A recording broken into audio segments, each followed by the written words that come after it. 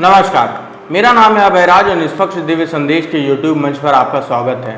उत्तर प्रदेश के अयोध्या में नाबालिग बच्ची से रेप का मामला सामने आया है। इस मामले में आरोपी का समाजवादी पार्टी से नाता बताया जा रहा है। वहीं ये भी कहा जा रहा है कि आरोपी की फैजाबाद सांसद अवधेश प्रसाद से भी नजदीकियां हैं। जैसे ये खबरें बाहर आई वैसे ही इस मामले में राजनीति भी गर्मा गई है। यही वजह है कि अखिलेश यादव और उनकी पार्टी विरोधी दलों के निशाने पर आ गई है। ऐसा पहली बार नहीं है कि जब किसी रेप के मामले पर देश में सियासत देखने को मिल रही है। हाथरस मामला हो या फिर उन्नाव, हर मामले में सियासत होती आई है। अब 12 साल की बच्ची से रेप के मामले में एक तरफ समाजवादी पार्टी निशाने पर है, वहीं दूसरी ओर इस मामले में सपा प्रमुख अखिलेश यादव की चुप्पी को लेकर सवाल उठ रहे हैं। दरअसल उनकी पार्टी से जुड़े नेता मोहित पर 29 जुलाई को मुकदमा दर्ज हुआ था और 30 को उसकी गिरफ्तारी हुई।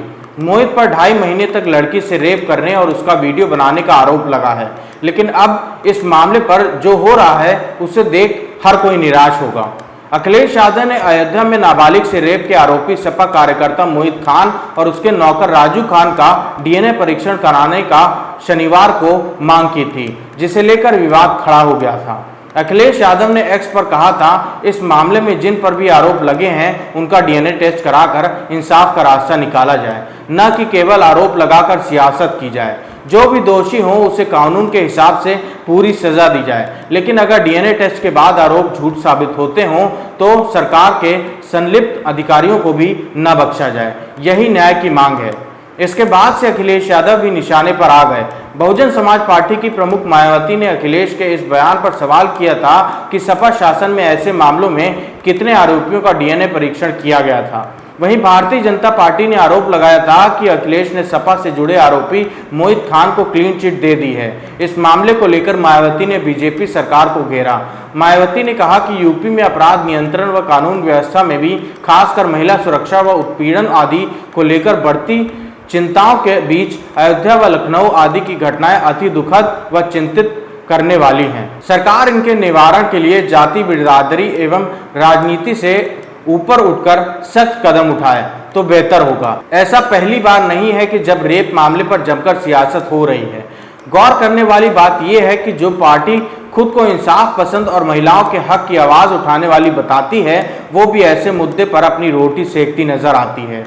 देश भर में तमाम रेप मामलों में पार्टी बस एक दूसरे को कोसती नजर आई, जबकि ऐसे मामले कितने संवेदनशील होते हैं इसका ख्याल तक नहीं रखा जाता।